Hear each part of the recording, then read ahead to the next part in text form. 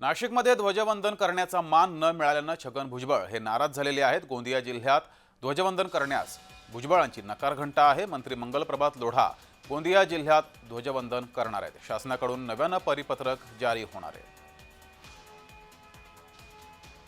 अधिक माहिती घेऊया, आपले प्रतिनिधी मनोज दयाळकर आपल्यासोबत जोडलेले आहेत।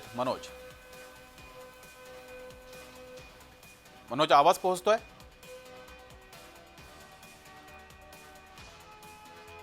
मनोज आवाज येतोय? माझा येतोय? हा येतोय। छगन भुजबळ नाशिकमध्ये ध्वजवंदन करण्याचा त्यांचा मान हुकल्यामुळे नाराज झालेले आहेत आणि या संदर्भात आता नवीन परिपत्रक जारी झाले। अधिक माहिती?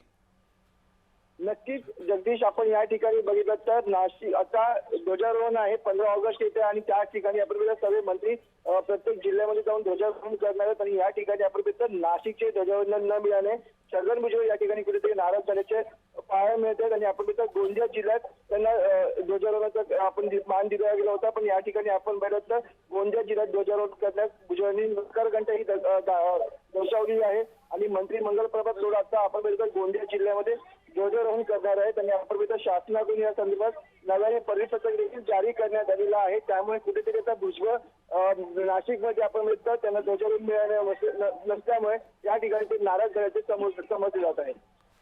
धन्यवाद मनोज दिलेल्या माहितीबद्दल।